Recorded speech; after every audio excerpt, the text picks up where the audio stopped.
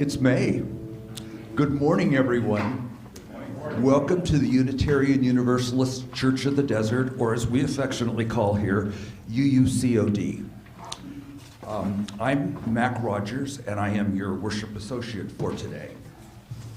As we begin, we acknowledge that we are on historic grounds, the homelands of the various bands of the Cahuilla people, and we honor the unique relationship that we hope emerges between our community and the indigenous people and their traditional territories.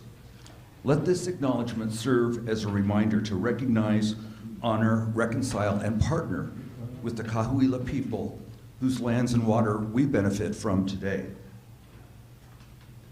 Now, before we begin, we also want you to know that it doesn't matter where you or your ancestors are from, who you love, your gender identity, your theology, your politics, or your immigration status. We welcome all those and everyone that's committed to the core values of our 7 principles. Together we come to this place to share our hopes, dreams, and visions. We seek to build a diverse and inclusive community that honors our first principle, the inherent worth and dignity of every person. Thank you for being with us this morning. If you are watching this service online, welcome. Please consider making a donation with our virtual offering basket. Your contribution is an important way to support UUCOD and or share the plate when we do that. Those of you who are watching online can just click on the link provided in the weekly constant contact order of worship you received on Friday, or at the end of the service today through the email link you will receive. And if you're here in the room, we will be taking a collection later in the service, in person, and we welcome you to make an offering then. Now, we also have something very exciting going on out here, Sacred Grounds, where you can purchase a plaque to recognize someone that you wanted to recognize. And those are available after the service. And just see Leslie or Jane for that.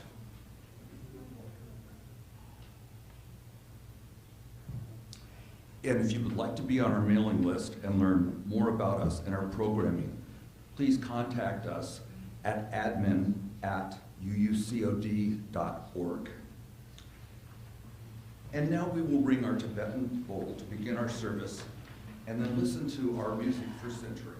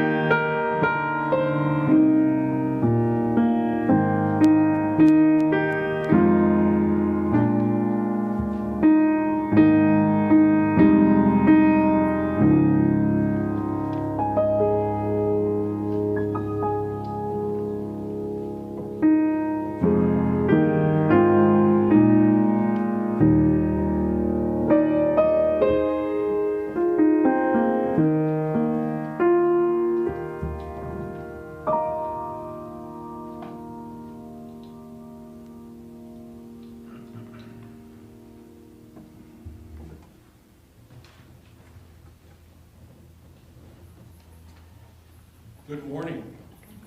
I am the Reverend Ian Riddell, and I have the honor of serving this congregation as its minister. However you found us, however many times you've been here with us in person or online, welcome.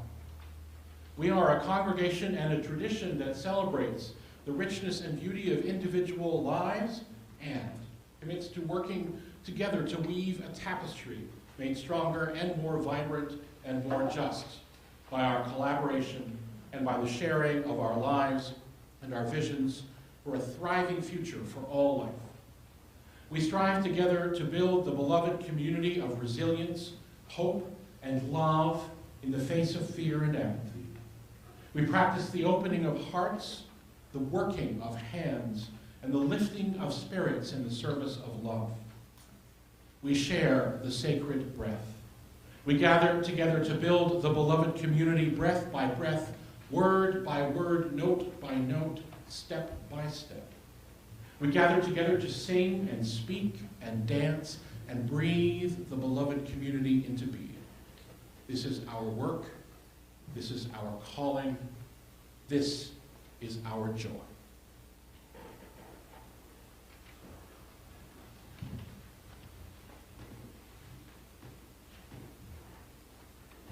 And now for our candle lighting. If you would just look in your program and follow along with me for the chalice lighting. May love be the spirit of this church. May the quest for truth be its sacrament, and service be its prayer.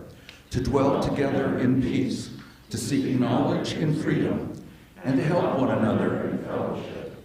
This is our aspiration.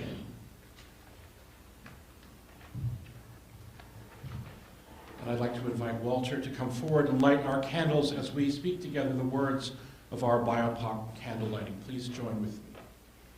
We light these candles in solidarity with Black, Indigenous, and other people of color as they journey toward spiritual wholeness. May we, as a beloved community, work to dismantle racism and all forms of oppression. May we live out our principles so that justice, dignity, and equity for all prevail. And now, will you please remain seated as we sing together our hymns for meditation, Spirit of Life and Fuente de Amor.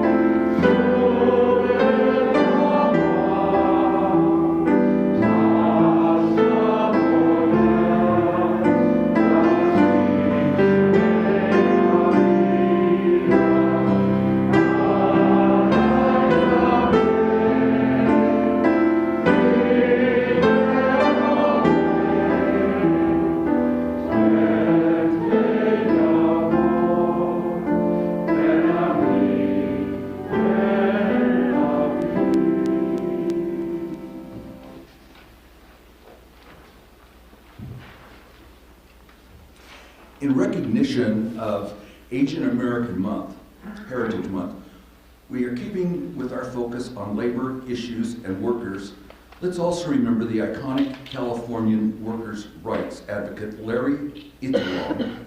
He lived from 1913 to 1977. He immigrated to the U.S. from the Philippines as a teenager, dropped out in grade school, and became a lifelong farm worker, canner, and union organizer.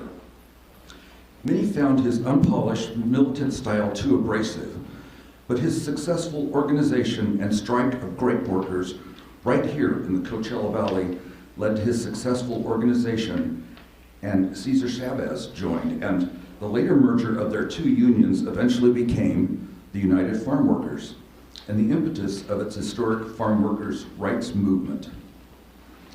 Here, he spoke from his perspective as a minority and the importance of fighting for equality. He says, "I have the ability to make the white man know I am just as mean as anybody in this world.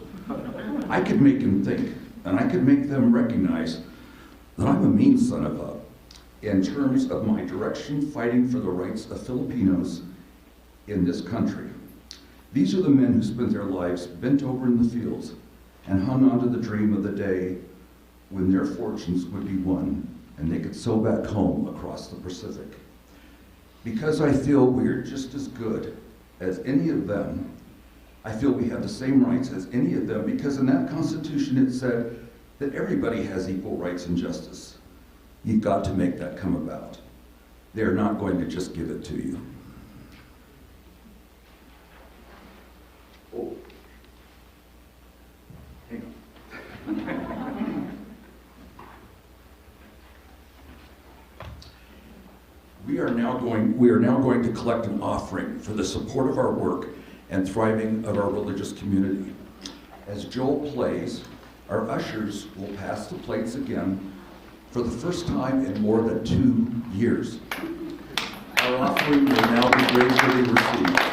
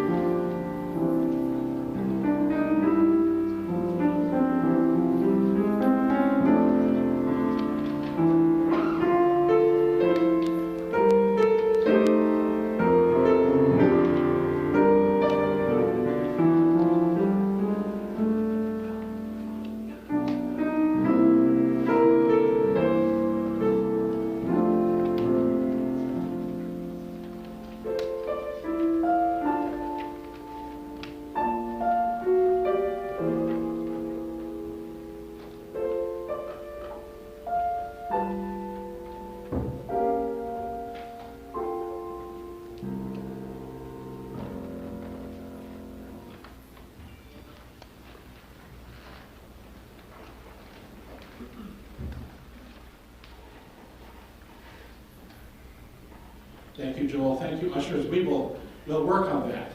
I will work on that. It's been a while for all of us, so thank you very much. We share now a moment of generosity, of gratitude, for the many gifts shared with our community. The gifts of time and of love, the gifts of skill and of attention, and those gifts of money that help our community thrive and grow and do the work of love in our hearts and in the world. Much gratitude for your generosity. These are the joys and sorrows of this community, of our community, on the 1st of May of this year.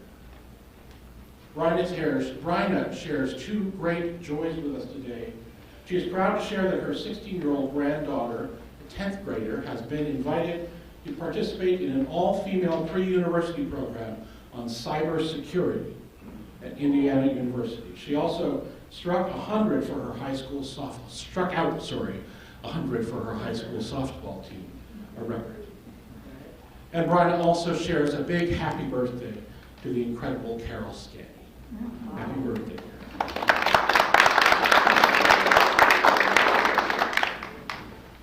We carry so many joys and sorrows in our hearts and our minds. We carry them in our bodies and our spirits.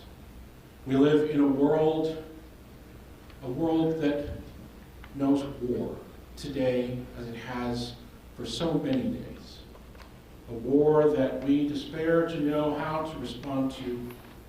We despair to know how to do what can be done to help those in need. And so we carry that sorrow in our heart, carry the hope for peace as well alongside that sorrow. We carry many sorrows and joys in our silent hearts today. And so as we pause together for a moment of prayer, a moment of contemplation, we breathe deeply into the center of our being, calming ourselves, bringing ourselves here, seeing with our eyes and the eyes of our spirit the loved ones around us, hearing their voices, knowing that they are present and grateful. And we are gathered today with so many more who we cannot see, but who can see us, who have joined us from their homes, from their loved ones' homes. And so we breathe together. We breathe together and hold our own hearts in tender care. We breathe together and hold the hearts and lives of our neighbors and our kin, our friends, and those with whom we are in conflict. We hold all in the tender, fierce embrace of our loving hearts. We are all held by our collective breath, held by that spirit of life that runs through us, that inspires hope in us, that inspires anger in us at the world, that inspires wonder in us, and that holds us in love in the face of all of that. So we breathe. We breathe together today in calm quiet in this place, held by that fierce, gentle love.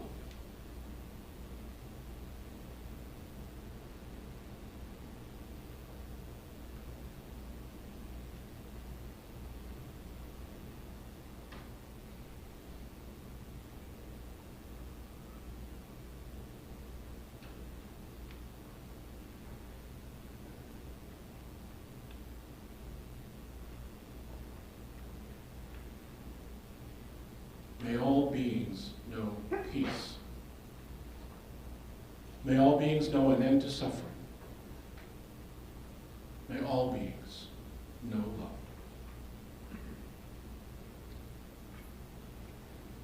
Holding all of that in our hearts, will you please now rise, in body or in spirit, as we sing together our hymn, For All That Is Our Life. The words are on the screen in front of you.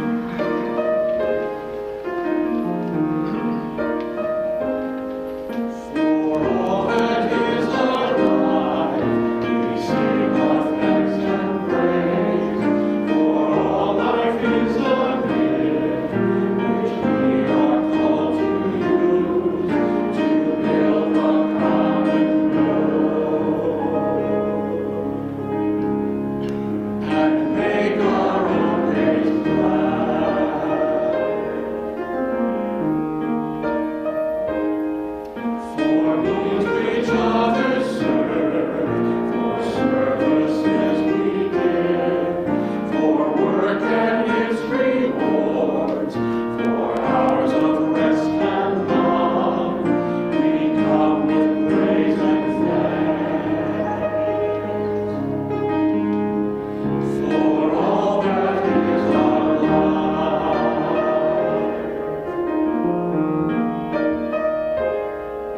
For sorrow we must bear, for fears pain and loss, for each thing we learn, for faithful lives and past, we come with praise and thanks for all that is our life.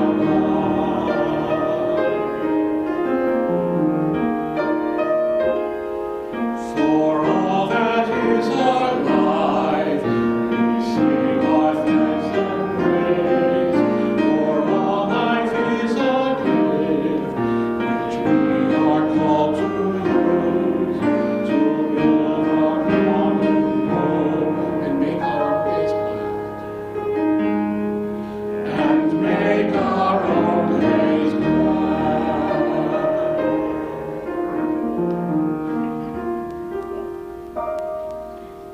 Thank you.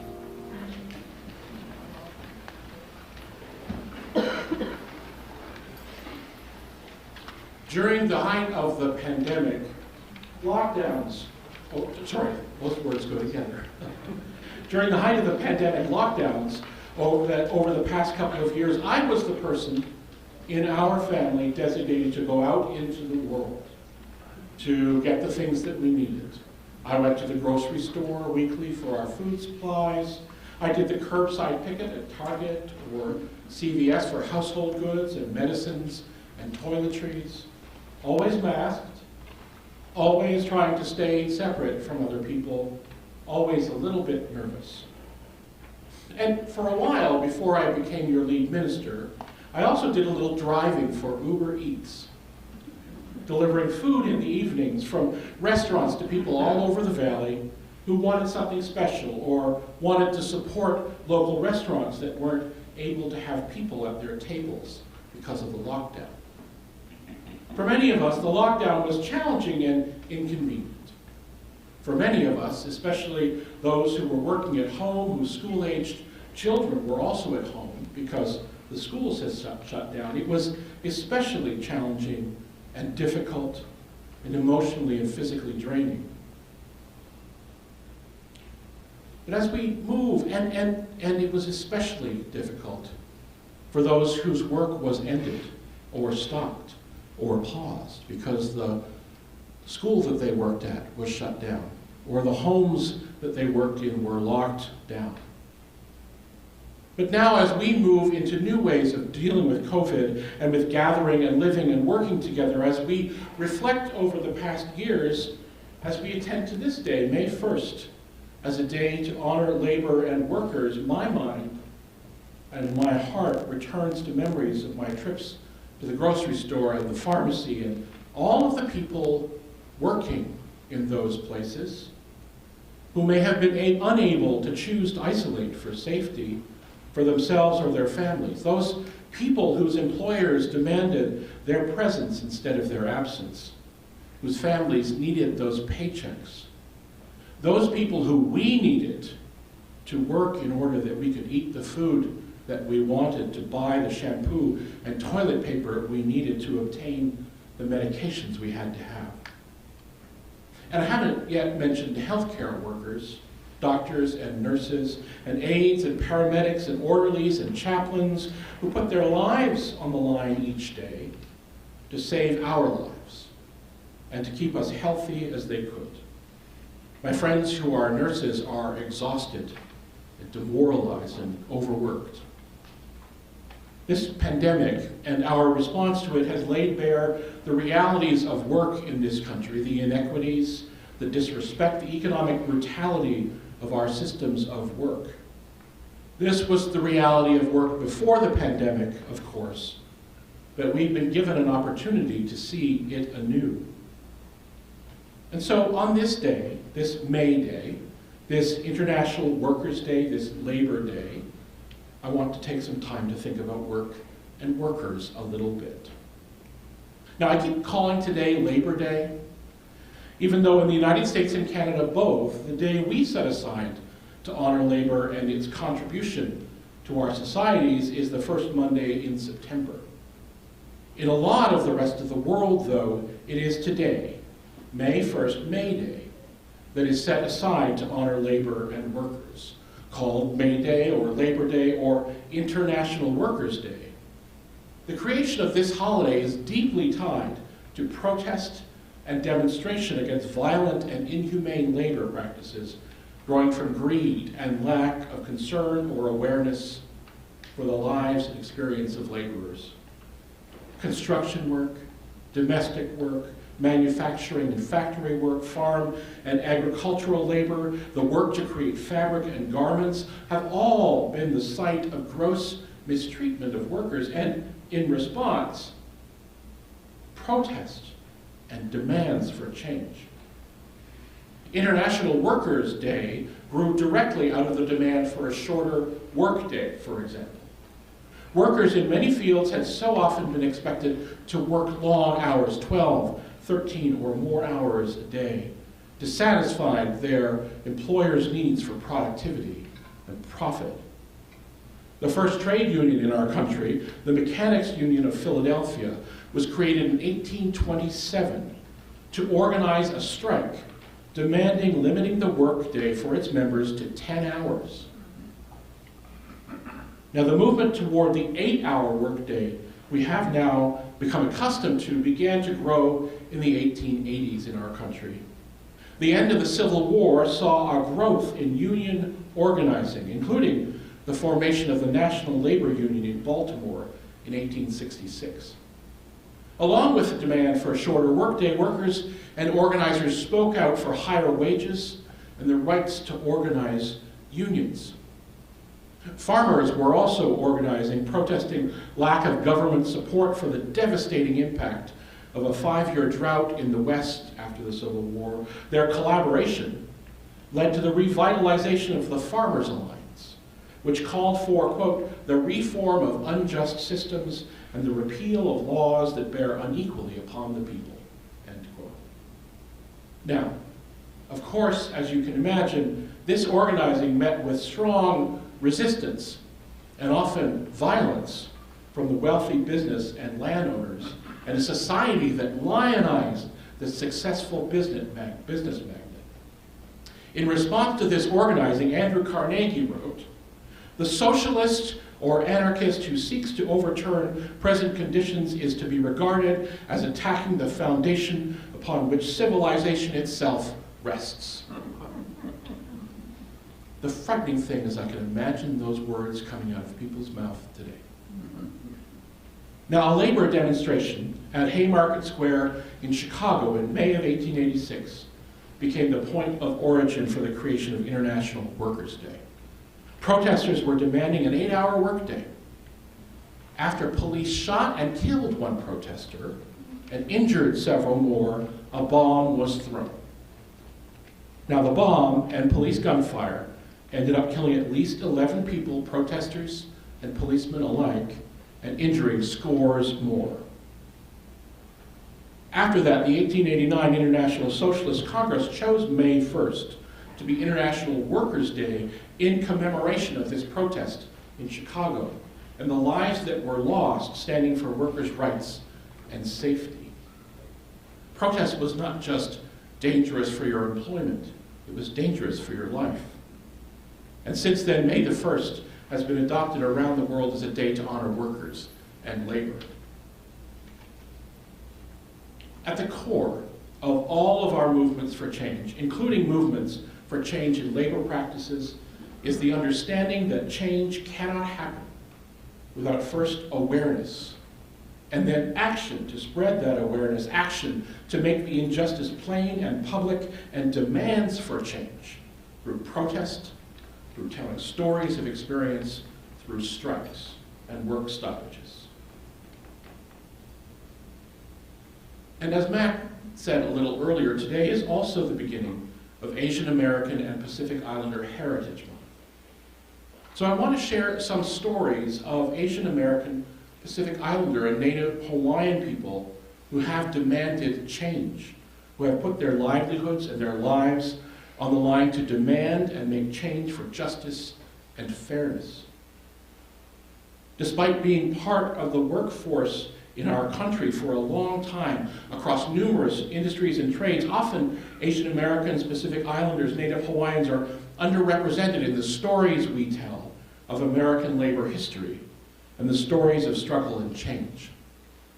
The 19th century saw movements for labor justice in railroad construction, garment manufacturing, canneries and farms, and in plantation labor in Hawaii and other Pacific islands. 1867, for example, saw Chinese workers, crucial to the construction of the railroads in our country, strike for safer working conditions and wages, and working conditions equal to their white counterparts. CAAV, Organizing Asian Communities, and I did search for what the CAAV stood for and couldn't find it, but CAAV, Organizing Asian Communities, was created in 1986, a little closer to now. And their website shares that they have been organized, quote, to build power in Asian communities against rising police and hate violence, with their work broadening to fighting institutional and systemic racism and violence in Asian immigrant communities. A young woman named Ai-jem Hu has been a labor organizer since 1996, and she began working with CAAV, Organizing Asian Communities, and eventually founded the Domestic Workers United, an organization committed to the rights, safety, and humane treatment of domestic workers in our country. As part of Domestic Workers United, Ai-jem was crucial to the passage of New York's Domestic Workers' Bill of Rights in 2010. 2010. And in organizing national meetings that led to the creation of the National Domestic Workers Alliance, which she has directed since 2010. Still in New York, into the 1980s, New York was the center of garment manufacturing, especially New York's Chinatown. Working conditions were horrible. Long hours, unsafe and unhealthy facilities, poor wages led to injury, illness, and more. In June of 1982, organized by May Chen, more than 20,000 workers in Chinatown facilities walked off their jobs and walked through the streets to Columbus Park. Prior to the walkout, the International Ladies Garment Workers Union had drafted a contract that demanded much improved working conditions for Chinatown's garment workers. On the day of the walkout, employers began to sign this contract, and working conditions began to improve. May Chen was also instrumental in the formation of the Asian Pacific Islander Labor Alliance as part of the AFL-CIO. Founded in 1990, this alliance was dedicated to the support of Asian Pacific American Union members and educates about AAPI labor history and how industries have historically mistreated and exploited Asian American Pacific Island workers. Now, since that time, the center of the garment manufacturing industry has moved west, in our country anyway, to California. More than 45,000 workers are employed in our state making garments, many undocumented Latinx and Asian workers. An article on the Prism Reports website says this about working conditions here in our state, California. In 2016, the United States Department of Labor detected violations such as wage theft and unsanitary conditions in 85% of California's factories they visited. Furthermore, workers are paid through the piece rate system, making as little as 3 cents per garment, or up to $300 for a 75-hour work week. 2016. In many other industries, Asian Americans and Pacific Islanders and Native Hawaiians have led the charge for change that has benefited people of all origins and many walks of life. Along with Larry Itliong, as Mack told you about earlier, Philip Veracruz led the call for the strike in grape farm workers, that changed minimum wage practices in that industry. He was co-founder of the Agricultural Worker Organizing Committee, which organized the strike and eventually merged with the National Farm Workers of America to become the United Farm Workers Union. Take a breath with me for a moment. That was a bit of an info dump, I know. My hope is that we'll hear that history and think about the times that we are living in now and ponder connections. On this International Workers' Day, I think on those workers in our day who we deemed essential in order for them to keep working, to keep the rest of us safe and fed, and yes, comfortable during the depths of the pandemic. I think about the struggle of garment workers in New York and here in California, and I make a connection with the reality that many of the cloth masks we also desperately purchased during this pandemic were made by workers in China, whose working conditions are unknown to us, and by workers here in California, whose garment manufacturing was disrupted by the lockdown, and who found new ways to support our community and their families by making us masks. I think about the historic struggle of agricultural workers, and am reminded that still today, here in this valley, agricultural workers are systemically mistreated, underpaid, and working in harsh conditions so that we can have cheap food on our plates all year round. And that during the lockdown, despite the threat of infection and illness and injury, we still required that food and that work of them. I think about the work organizing domestic workers and janitors and orderlies, those people who keep our houses and hotels and schools and hospitals clean and sanitary. Already poorly compensated, I wonder about those put out of work when we shut up our houses up tight and close our schools and our offices. And I wonder about those who continue to work in hospitals, for example, in increasingly unsafe conditions. We set aside days to honor work and workers, to acknowledge the contribution of labor of all kinds to our common good. Whether we do it in May or September or another time of year, we create these days to say thank you. And the values that we espouse ask more of us. We affirm and promote justice, equity, and compassion in human relations, and ground ourselves in our understanding of the inherent worth and dignity of every person. And so the honoring and gratitude call us to see and call us to understand, call us to act, to pay attention and ask questions, to share kindness and thanks, yes, definitely, always, but also to demand and to vote for policies that protect workers from abuse, that guarantee living wages for their work, that keep laborers safe from injury and illness in their workplace. May we learn from the lessons of the past that change requires awareness and action. A just society asks that we be engaged and not apathetic, that we speak up and act in ways that make our values living commitments. They ask that we do our research, that we learn the history of the people around us. And may our deepest commitment be to the thriving of justice and of love. May it be so.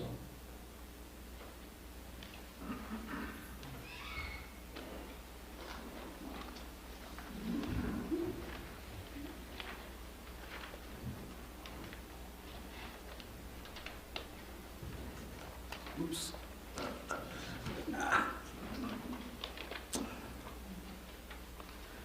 We will now extinguish the chalice. Follow along with me, please. We extinguish this flame, but not the light of truth, the warmth of community, or the fire of commitment.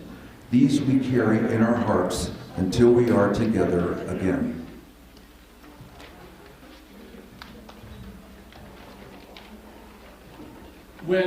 When recalling life on plantations, and we forget sometimes that Hawaii was covered with plantations for sugar and other things. Hawaiian Kanaka Maoli poet Lea Aloha Apo Perkins wrote, "Let us not make sentiment the coin for the cheap treatment some got and others enjoyed handing out." We are not called, I hear her to say, to return to a nostalgically simpler past, but to see the reality of lives and experiences, the reality of the impact of our ways of living and working and making others work. As we return to our day-to-day lives, may we hear that call to honor the work of all, to pay attention to the ways in which our daily lives rely on the work of so many others. And may we not just pay attention, but speak and act, resist and organize and strive for change toward justice, fairness, and love. Go in peace, my friends, to love and serve that world.